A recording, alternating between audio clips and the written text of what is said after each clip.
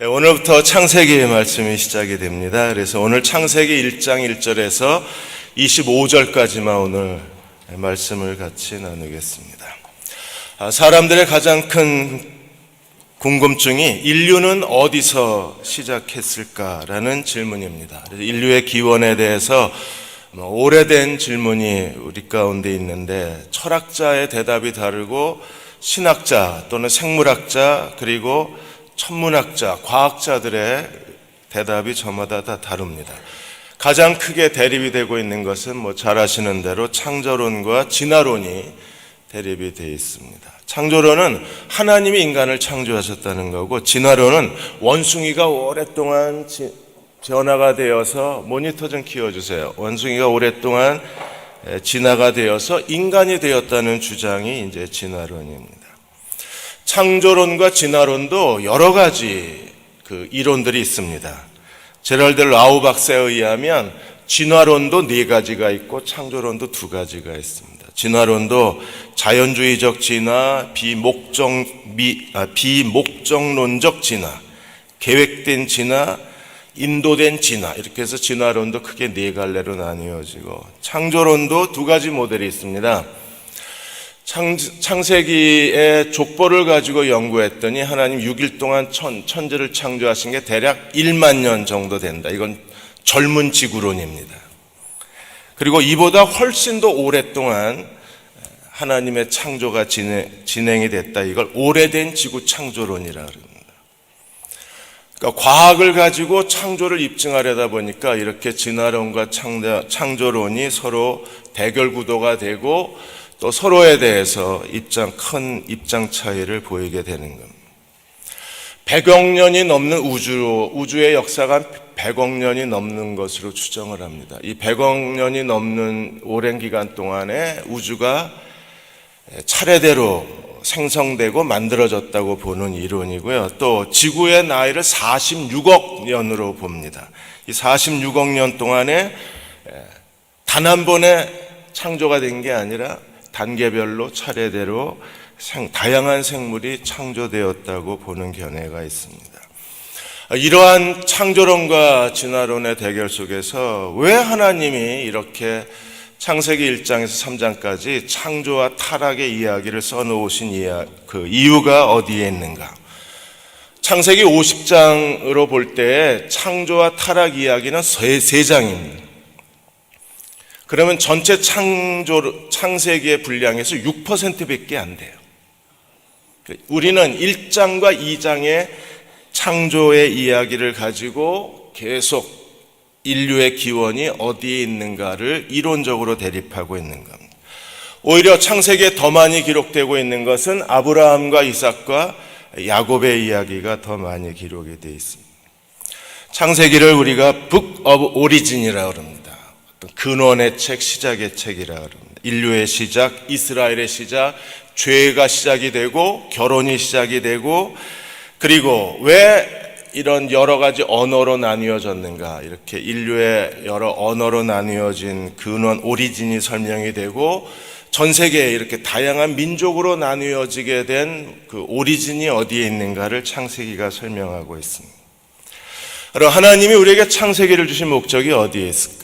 창세기의 목적은 하나님이 어떻게 인간을 창조하셨는가를 하나님께서 그걸 설명하고 싶으신 것이 아니라, 창세기의 목적은 세상을 창조하신 하나님을 예배하라고 기록해 놓으신 거예요. 창조의 목적은 예배에 있습니다.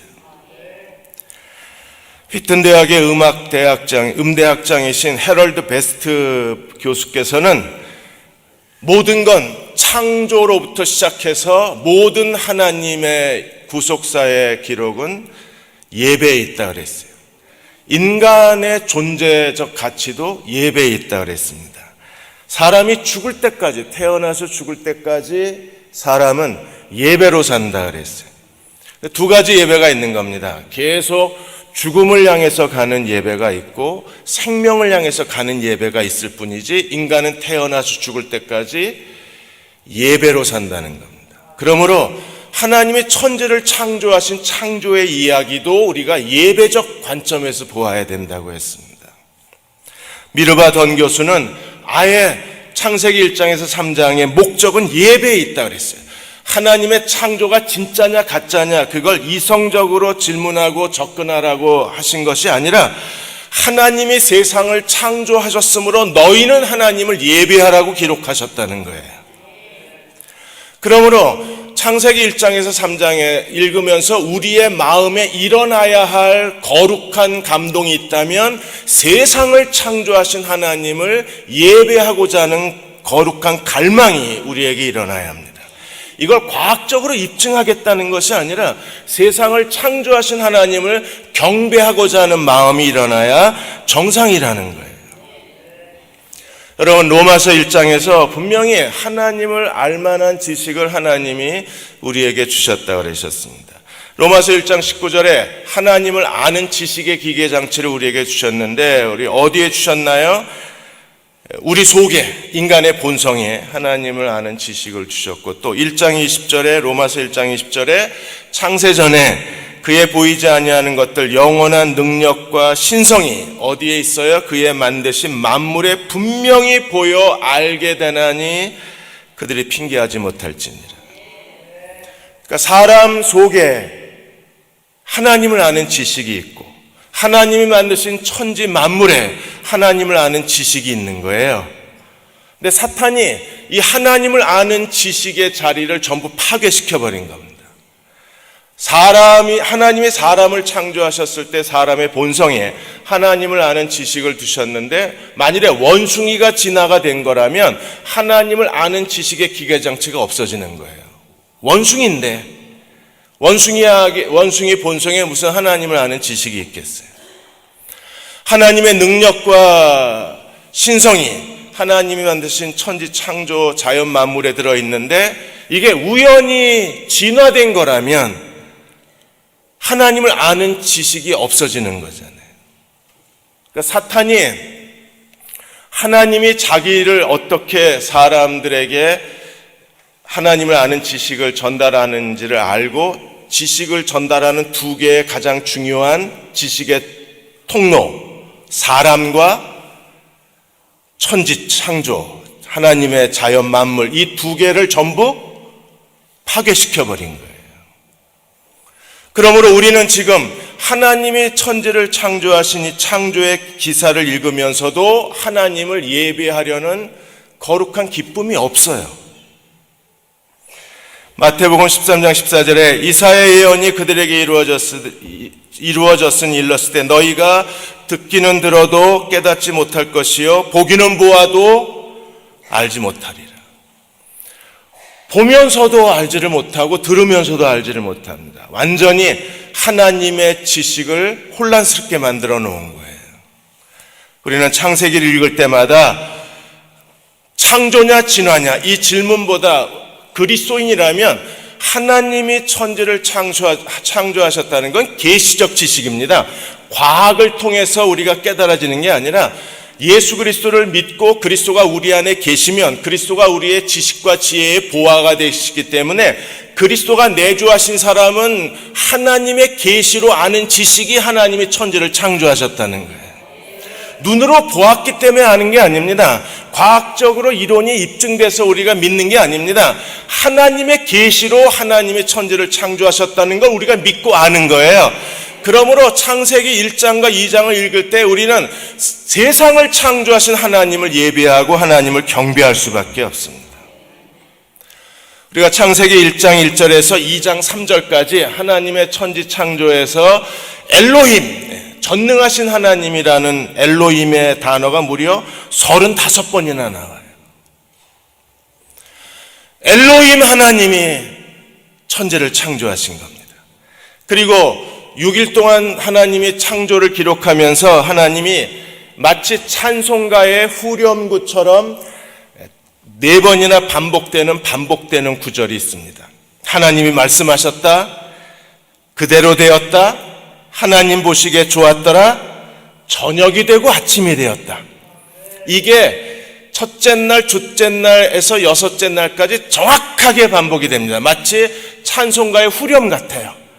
여러분, 천지 창조에 하나님이 기록을 남기셨는데 마치 하나님을 예배하는 예배의 찬송시처럼 창조기사를 쓰신 겁니다. 그래서 4개의 후렴구가 있는 거예요. 하나님 말씀하셨다. 그것이 생겨났다. 그것은 정말 좋았다. 저녁이 되고 아침이 되었다. 그러므로 A.W. 토저는 말합니다. 우리가 하나님을 경배하는 마음을 잃어버리고 산다는 겁니다. 사는 게 너무 힘들어서 살다 보니까 너무 마음이 메말라져서 어느 사이에 우리는 하나님을 예배하고자 하는 그 기쁜 감격과 희열과 하나님을 예배하고자 하는 갈망을 잃어버리고 무기력하고 무의미하게 산다는 거예요. 여러분, 이 세상의 자연 만물을 바라보면서 저 푸른 하늘을 바라보면서 우리가 하나님을 예배해야 되는데 우리는요, 미세먼지 이러고 앉았습니다. 하나님이 만드신 자연 만물에 분명히 하나님의 능력과 신성을 하나님이 보이시고 알게 된다 그랬잖아요. 그럼 우리가 그걸 쳐다보면서 하나님을 알게 되고 하나님을 예배해야 되는데 우리는 미세먼지 이러고 있잖아요. 그러니까 A.W. 토저가 말한 것처럼 하나님은 예배 받으시기 합당하신 분이신데 우리는 하나님 앞에 면류관을 쓰고 예배를 드려야 되는데 그 면류관의 핵심은 가운데 보석이잖아요, 면류관에. 그런데 우리는 이 보석은 하나님께 드리는 예배인데 예배를 잃어버렸다는 겁니다. 지금 예배의 자리에 앉아 있지만 예배를 잃어버렸다는 거예요. 예배의 기쁨과 예배의 희열과 예배의 즐거움이 마음에 없어요. 우리가 하나님의 창조를 얘기할 때에도 우리는 하나님의 창조의 이야기를 들으면 예배가 생각나야 되는데 우리는 머릿속이 복잡한 겁니다. 젊은 지구론, 늙은 지구론, 진화론, 목적론적 진화론, 우연한 진화론. 어느 사이에 하나님은 지워지고 인간의 온갖 의견과 이론과 과학적 지식이 뒤범벅되어서 우리는 하나님을 예배하는 마음을 상실해버린 겁니다.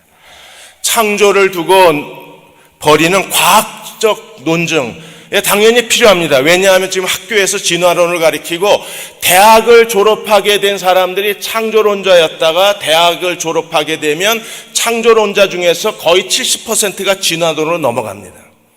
세상 교육이 이렇게 무서운 거예요. 이 진화론 교육 때문에 아예 미국에서는 집에서 홈스쿨링 하는 사람들이 많습니다. 학교에서 공부하고 나면 다 진화론자로 변해버리니까. 그래서 우리는 이 진화론에 대항하기 위해서 창조론이 연구가 되고 있고 창조과학이라는 걸 만들어서 지금 진화론에 대항하고 있는 거예요. 우리는 아이들에게 진화가 아니라 창조라는 걸 가르쳐야 합니다. 그러나 더 중요한 게 무엇입니까? 하나님이 이 세상을 창조하신 목적은 우리가 하나님을 예배하기 위함이라는 창조의 목적은 예배에 있다는 사실을 가르쳐야 돼요. 우리 하나님이 창조하셨을 때 창조의 질서가 무엇입니까? 하나님 보시기에 좋았더라. 하나님 보시기에 좋았더라. 그러므로 우리는 하나님을 예배해야 합니다. 더군다나 이 하나님이 천지를 창조하셨을 때 삼위일체 하나님이 창조하셨잖아요. 1장 2절에 보시면 하나님의 영이 수면을 운행하셨고 3절에 보시면 하나님이 이르시되 빛이 있으라. 거기에 성부 하나님, 성자 하나님이 다 나와 있습니다. 그러므로 삼위일체 하나님이 공동으로 만드신 이 아름다운 자연을 보고 우리는 하나님을 기쁘게 예배하는 종들이 되어야만 합니다. 구약의 시편 기자들도 그랬습니다. 시편 148편 1절에서 5절까지 보시면 할렐루야 하늘에서 여호와를 찬양하며 높은 데서 그를 찬양할지어다. 할렐루야 하늘에서 여호와를 찬양하며 높은 데서 그를 찬양할지어다. 뭐하라 그래요? 지금 하나님을 찬양하자 그럽니다. 그의 모든 천사여 찬양하며 모든 군대여 그를 찬양할지어다. 해와 달아 그를 찬양하며 밝은 별들아 다 그를 찬양할지어다. 하늘도 그를 찬양하며 하늘 위에 있는 물들도 그를 찬양할지어다. 대기권도 찬양하자는 겁니다 지금.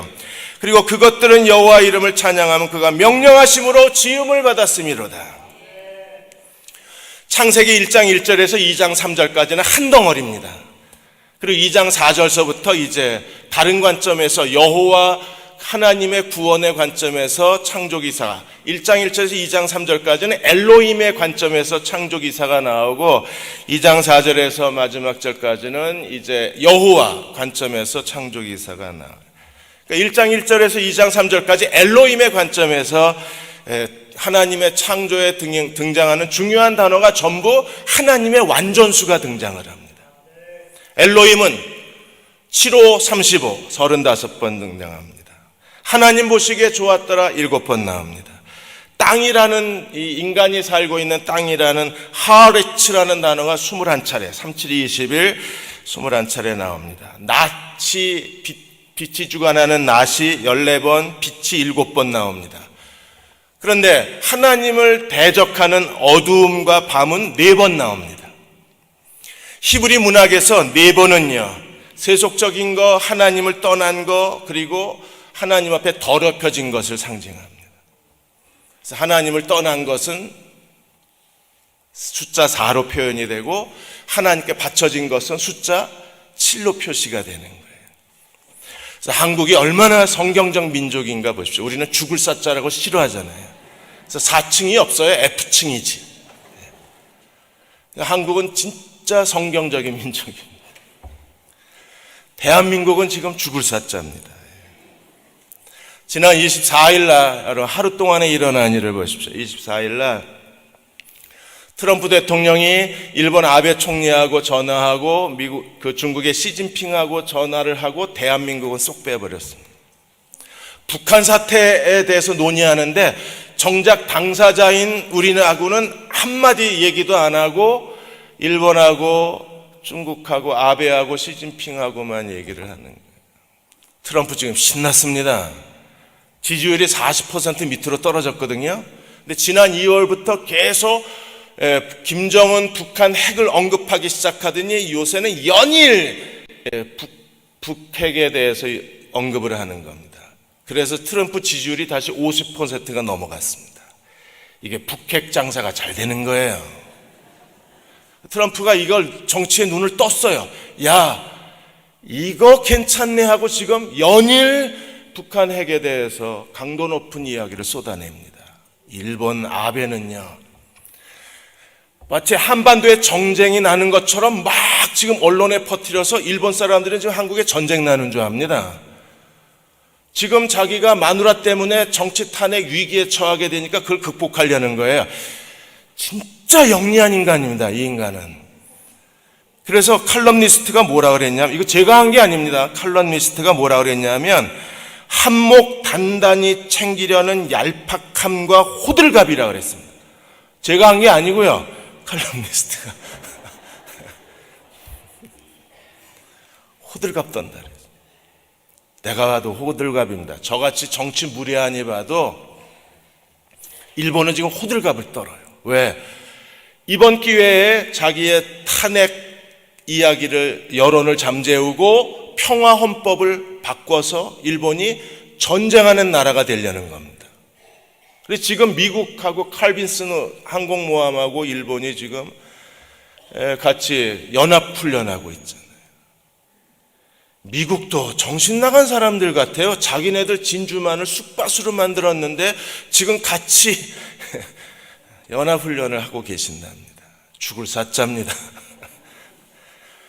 지금 대선 후보들을 보면 이 사람들한테 내 인생의 내일을 맡겨도 되나 하는 두려운 마음도 들고 걱정되는 마음도 들잖아요. 우리 하나님 앞에 정말 마음을 다해서 지금 기도해야 될 때가 이때입니다. 어둠이라는 단어, 밤이라는 단어가 정확하게 4번 나와요. 이게 바뀌어져야 돼요. 낮이라는 단어가 14번, 빛이라는 단어가 7번으로 바뀌어져요. 자, 하루하루 보겠습니다. 1장 3절에서 5절까지가 첫째 날입니다. 첫째 날에 여기에 첫째 날이라고 그랬을 때 이 날, 이게 히브리어로 욤이라는 단어인데 이게 24시간이냐 아니면 하나의 세대, 뭐 중생대, 신생대, 뭐 고세대처럼 하나의 어떤 데이 에이지냐, 이거 가지고도 지금 몇백 년째 싸우고 계십니다. 그래서 미르바 던 교수는 뭐라 그랬냐면 24시간이 24시간이냐, 날이 24시간이냐, 한 기간이냐, 한 세대냐, 열심히 과학자들이 연구하라고 그래라. 우리는 답이 무엇이든 간에 우리가 구원받는데 이 날의 개념이, 요음의 개념이 뭔지 우리가 구원받는데 아무 상관이 없다. 그러므로 하나님을 찬양하자 이래. 멋진 분 아니십니까? 여자분이십니다. 미르바 던 교수가. 정말 똑똑하신 분이십니다. 그러니까 정말 중요한 게 아니잖아요. 우린 이미 구원받았고 이걸 몰라도, 날이 개념이 24시간인지 에이지인지 기간인지 몰라도 우리는 이미 구원받았습니다. 그러게 믿으시나요? 네. 하나님이 첫째 날 뭐 만드셨어요? 빛을 만드셨습니다. 빛이 만들어지니까 자연히 어둠이 생기는 거죠. 그래서 빛과 어둠이 생기고 당연하게 5절에 보시면 빛이 낮이 되고 어둠이 밤이 되는 겁니다. 이게 첫째 날 하나님이 창조하신 겁니다. 자, 둘째 날 하나님이 창조하신 게 뭘까요? 둘째 날 하나님께서 그 궁창을 만드셨는데 6, 7절에 보시면 하나님이 궁창을 만드사 궁창 아래의 물과 궁창 위의 물로 나누시고 궁창을 뭐라고 그러셨어요? 하늘이라 그러셨어요. 하나님이 만드신 하늘, 이 대기권 오존층, 우리가 호흡할 수 있는 적장량의 산소를 머금고 있고, 그리고 비와 눈이 내리고 이슬이 내리게 만들고, 그 다음에 대기권이 있어서 웬만한 소행성이 지구에 떨어져도 대기권에서 다 불태워서 없애버리고, 그리고 태양빛에서 인간을 보호하는 오존층이, 지금 오존층이 구멍이 뚫려서 그렇긴 한데, 이 모든 일들이 대기권, 오존층, 그리고 적당한 수분을 머금고 있는 하늘, 이런 것들이 인간이 살기에 최적의 환경을 하나님이 만드시고, 이건 너무나 경이로운 일이라 그랬어요. 그러므로 하나님을 예배하자는 거예요. 이제 하늘 쳐다보면요, 예배하는 마음이 드셔야 돼요. 하나님이 내가 이렇게 숨 쉬고 살기에 정말 좋은 궁창을 만들어 주셨구나. 만일에 오존층이 깨지게 되면요, 그래서 계시록에 그 7대접, 7나팔, 7인의 대접이 쏟아질 때 사람들이 막 피부병으로 죽게 되고 이런 것들이 이제 과학적으로 입증이 된 거잖아요. 오존층이 깨지게 돼서 태양이 그대로 쏟아지면 사람들이 못 살아요. 피부가 다 타 죽는 겁니다. 이게 하나님의 둘째 날 궁창을 만드시고 궁창 위의 물과 궁창 아래의 물로 나누시고 궁창을 하늘이라 칭하셨다고 하셨습니다. 그리고 셋째 날 하나님 뭘 하셨나요? 하나님이 땅과 바다를 만드셨습니다. 그래서 10절에 보시면 하나님이 묻을 땅이라 칭하시고 모인 물을 뭐라고 칭하셨어요? 바다라고 칭하셨습니다. 그래서 땅과 바다를 나누시고 땅에 하나님이 11절에 보시면 땅은 풀과 씨와 제일 먼저 뭘 만드셨습니까? 풀, 그 다음에 씨 맺는 채소, 그 다음에 각기 종류대로 씨 가진 열매 맺는 나무. 그래서 풀, 채소, 나무를 하나님이 셋째 날 만드신 겁니다. 그것 때문에 우리는요, 하나님 물과 이 땅을 나누셨기 때문에 아름다운 바다를 볼 수 있고 시냇물 소리를 들을 수 있고 강과 호수가 우리의 마음속에 평안함을 주는 겁니다. 그리고 빙하가 있어서 인간이 살 수 있는 모든 날씨를 조절하고, 이제 빙하가 지금 녹고 엘니뇨 현상 때문에 자연재해가 일어나긴 하지만, 그러나 하나님이 처음 만드셨을 때 모든 게 다 완벽하고 조화롭고 신비하게 인간이 살 수 있는 최적의 환경을 조성해 주었던 거잖아요. 그다음에 넷째 날로 넘어가면 14절에서 19절까지 넷째 날엔 뭘 만드셨나요? 우주와 태양계를 만드시고 발광체를 만드셨어요. 14절에 하나님이 이르시되 하늘에 궁창에 발광체가 있어서, 발광체가 뭐예요? 해와 달과 별을 만드신 겁니다. 지금 우주가 얼마나 넓은지 미국의 우주항공 나사에서 1977년 9월 5일 날 보이저 1호를 우주로 보냈습니다. 이 보이저 1호가 2호까지 갔죠. 지금 보이저 1호가 시속 17km로 날아가요. 초속 1초 하는 동안에 17km를 가는 거예요. 초속 17km로 지금 우주를 항해하고 있는데, 이제 올 9월이 되면 만 40년을 지금 우주를 가고 있는 겁니다. 그럼 지금까지 보이저 1호가 지구로부터 얼마나 떨어졌느냐 하면 약 206억 킬로미터가 떨어져 있어요. 안 놀라시네. 206억 킬로미터. 그런데 지금도 가요. 이게 우주가 어마어마한 건데. 그래서 보이저 1호가 계속 태양계의 모든 우리가 알고 있는 목성, 화성 이런 것들 사진을 다 찍어서 보내왔는데, 지금 탐사선의 전력이 바닥나는 2030년까지 보이저 1호는 계속 간대요. 그리고 계속 사진을 전송을 해오는 겁니다. 그래서 보이저 1호가 사진을 찰칵 찍어서 이게 지구까지 오는 데에 거의 19시간이 걸립니다. 이렇게 넓은 우주를 창조하신 분이 누구세요? 하나님이십니다. 그리고 그 우주를 지배하는 하나님이 발광체를 만드셨는데, 그 발광체가 16절에 보시면 두 개의 큰 발광체, 광명체를 만드셔서, 광명체 그러니까 광명 1호가 생각나는 북한의 미사일. 큰 광명체로 낮을 주관하게 하시고 작은 광명체로 밤을 주관하게 하시고 별들을 만드시고 그것을 하늘의 궁창에 두어 땅에 비치게 했습니다. 그 밤하늘의 별을 보고 얼마나 많은 연인들이 사랑을 노래했나요? 그 하나님이 태양과 달과 별을 만드셔서 하나님께서 땅에 비치게 하신 분이 누구세요? 하나님이십니다. 그래서 18절에 낮과 밤을 주관하게 하시고 빛과 어두움을 나누게 하시고 하나님 보시기에 좋았더라.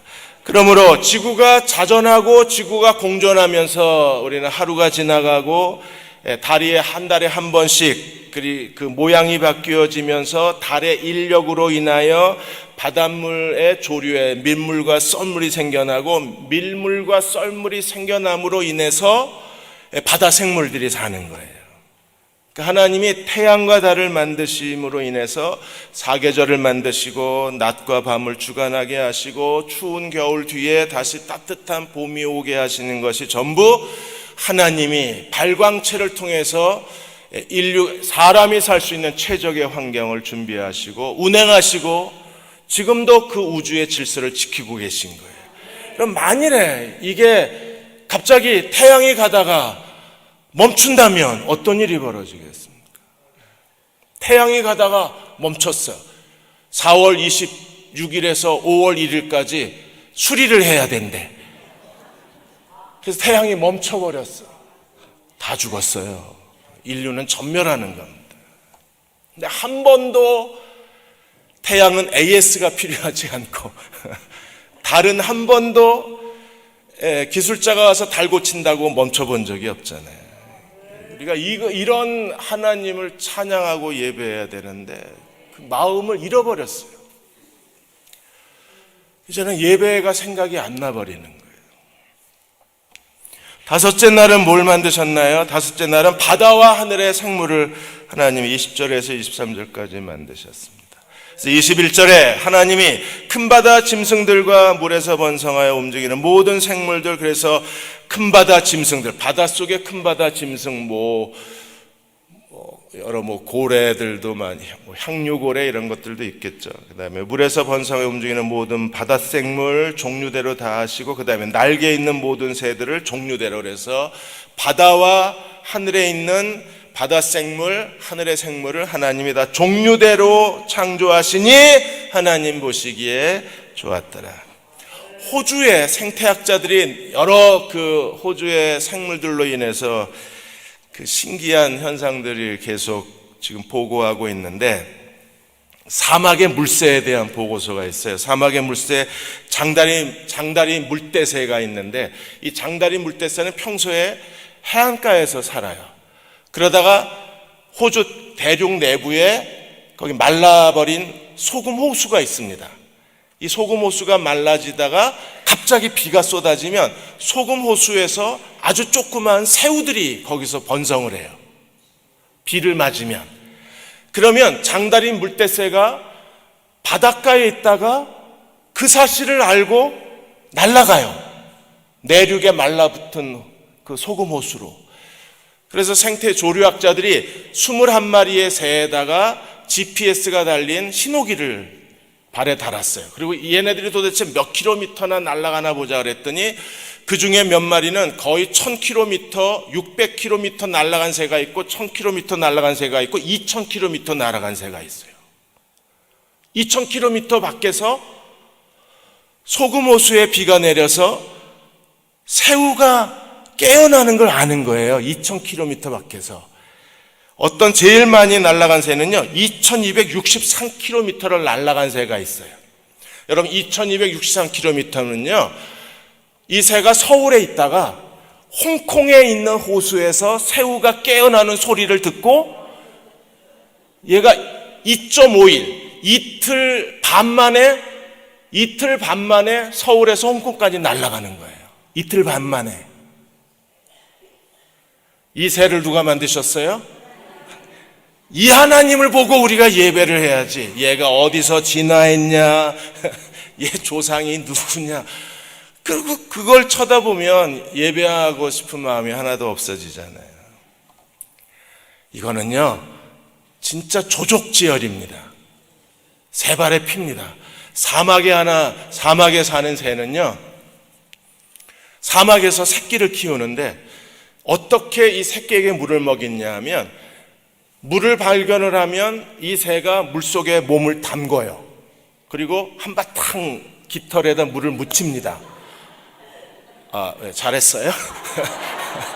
그리고 사막을 날라와요. 날라와서 새 깃털에 묻은 물을 새끼에게 먹이는 겁니다. 근데 과학자들이 밝혀내질 못했어요. 여러분 사막을 날개를 펴고 날아야 될 거 아니에요. 근데 그 뜨거운 태양볕에 사막에서 날개를 펴고 날아오는데 깃털에 묻어있는 물이 안 마르는 거예요. 우리 하나님은요 이런 분이십니다. 괜히 우리가 걱정하고 사는 거지. 그러니까 이 새만 묵상하고 이 새를 만드신 하나님을 예배할 수 있으면 우리는 정말 걱정할 게 아무것도 없는 거예요. 지금 아멘은 하지만요 여러분들이 막상 무슨 일이 닥쳐봐요 그냥 얼굴이 다 어두워지지. 24절 25절에서 오늘 25절까지 한다 그랬습니다. 거기에 여섯째 날 이야기가 나오는데 여섯째 날은요 땅에 있는 거, 다섯째 날에는요 바다와 하늘에 있는 거, 이제는 뭐만 남았어요? 땅에 있는 거. 하나님이 땅에 뭐부터 먼저 만드셨습니까? 셋째 날에 풀과 채소와 열매 맺는 과일나무 먼저 다 만들어 놓으시고 그 다음에 땅의 생물을 만드신 거예요. 그래서 땅의 생물은 어떤 걸 만드셨을까? 25절에 하나님이 땅의 짐승을 종류대로 가축을, 땅의 짐승, 가축, 그 다음에 땅에 기는 것, 그걸 다 종류대로 하나님 만드셨는데 어떻게 되셨나요? 하나님 보시기에 좋았더라. 그래서 우리가 하나님을 정말 찬양하고 예배해야 합니다. 하나님은 전능하신 분이십니다. 하나님이 말씀하시기를 있으라 하매 있었더라. 이게 하나님 말씀의 권능이에요. 시편 33편 6절에 여호와의 말씀으로 하늘이 지은 바 되었으며 그 만상을 그 입의 기운으로 하나님의 말씀으로 이루셨습니다. 시편 33편 9절에 그가 말씀하심에 이루어졌으며 명령하심에 견고히 섰도다. 여러분 하나님 말씀으로 하나님의 천지를 창조하셨고 그 하나님 말씀으로 천지를 붙들고 계신 겁니다. 우리가 그 말씀 안에 거한다면 우리는요 하나님 말씀이 우리를 만들어내고 하나님 말씀이 우리의 삶을 인도하여 내고 하나님 말씀이 우리의 삶을 기름 부어 주실 거예요. 그리고 그러므로 우리는 하나님 말씀을 사랑해서 날마다 말씀 안에 거하기를 힘써야 합니다. 우리가 하나님의 창조를 보면 하나님은요 두 가지 패턴을 가지고 하나님이 창조하셨어요. 첫째 날에 셋째 날은요 하나님이 공간을 먼저 만드시고 그 다음에 두 번째 패턴에서 넷째 날에서 여섯째 날은 그 공간에서 내용물을 채워주셨어요. 빛과 어둠을 나누시고 그 다음에 하나님 발광체를 만드셔서 해가 낮을 주관하게 하시고 달과 별이 밤을 주관하게 하시고, 하나님이 땅을 만드셔서 먼저 채소를 내시고 그 다음에 그 땅에 사는 생물들을 만드시고, 궁창을 만드셔서 궁창 위에 하늘 물과 궁창 아래 물로 만드시고, 궁창 하늘의 생물들을 만드시고, 바다의 생물을 만드시고. 그래서 하나님은 정말 계획성 있게 하나님의 천지 창조를 진행해 가신 거예요. 먼저 공간, 영역을 확보하고 그 다음에 그 영역에서 살아갈 생물체들과 그 영역을 지배할 하나님의 우주의 발광체들을 하나님 만드신 거예요. 그 하나님이 오늘 우리의 인생도 하나님이 만들고 계신다는 거예요. 조지 스위닝 박사가 시카고의 시어스 타워를 보면서 그분이 그런 생각을 했답니다. 시어스 타워가 450m 높이의 건물인데, 그 시카고는요 건축의 도시잖아요. 그래서 이 지구에 있는 최고의 건축물들이 전부 시카고에 모여 있습니다. 시카고는 똑같은 건물이 하나도 없어요. 정말 최고의 건축 도시답게 시카고가 세워졌습니다. 거기에 시어스 타워는 그 중에 아주 독창적인 건물로 알려져 있는데, 이 시어스 타워를 짓기 위해서 수백 명의 건축가들이, 설계사들이 수만 장의 설계도를 그리고 최고의 건축공학도들이 모여서 회의를 하고, 그리고 난관이 부딪힐 때마다 수십 명의 전문가들이 수백 번의 회의를 거쳐서 그 많은 비용과 수많은 전문가들과 최고의 기술자들이 모여서 세운 게 시어스 타워입니다. 그 건물을 바라보면서 조지 스위닝 박사가 생각하는 거예요. 야, 건물 하나 짓는데 수만 장의 설계도를 그리고 수천 명의 기술자들이 이 건물을 세웠는데, 하나님이 우리 인생을 한 사람 한 사람에 대해서 하나님이 우리 인생에도 분명히 설계도를 갖고 계시고, 그리고 그 설계도대로 하나님은 매일매일 내 삶 속에 기술자들을 일으키셔서 여러 가지 환경, 만나야 될 사람들, 일어나는 사건들, 그 최고의 기술자를 보내셔서 하나님의 설계도대로 내 인생을 만드시지 않을까. 근데 조지 스위닝 박사는 나는 지금 하나님 설계도대로 살고 있는가? 그래서 그 주일날 교인들한테 설교를 했습니다. 설교하면서 나는 하나님의 설계도대로 살고 싶습니다. 나는 하나님이 분명히 내 인생의 설계도를 갖고 계신데 내가 그걸 무시하고 그걸 알지 못한 채 내 인생을 허비하고 싶지 않습니다. 여러분, 우리가 하나님께 복종하고 우리가 하나님을 예배합시다. 이렇게 설교를 하신 거예요. 예수님도 마태복음 6장 26절에 공중에 나는 새를 보라, 새를 쳐다보라. 심지도 거두지도 창고에 모아들이지도 아니하되. 새가 농사 짓는다는 얘기 들어보신 적 없잖아요. 새가 각각 자기 창고를, 개인 창고를 갖고 있는 것도 아니잖아요. 다람쥐나 바이트메나 나무에다가 도토리 저장하고 살지 창고에 거두어들이지도 아니하되. 누가 기르세요?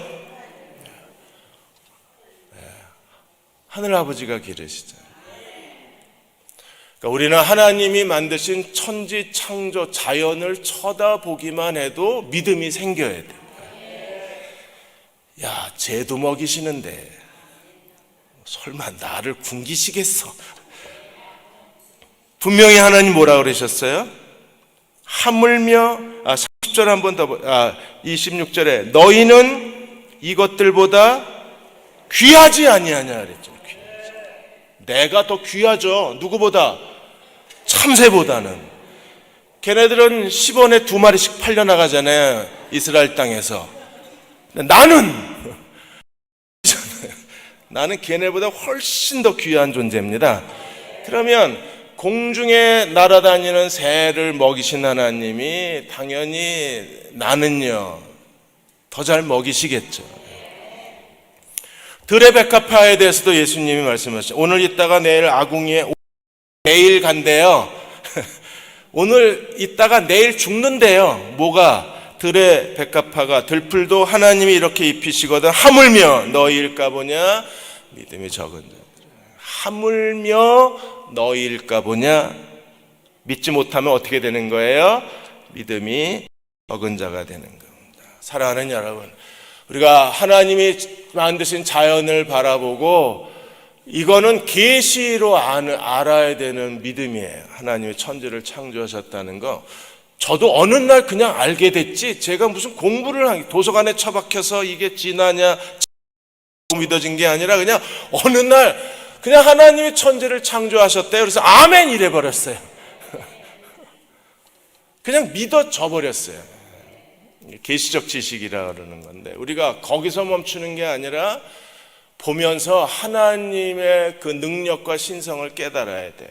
그리고 그 하나님이 나의 아버지시고 나를 돌보시는 분이심을 우리가 기억하고 믿음을 갖는다면 하나님이 우리를 하나님의 그 큰 권능의 손으로 돌보아 주시고 인도하시고 우리의 삶을 지켜주실 것입니다.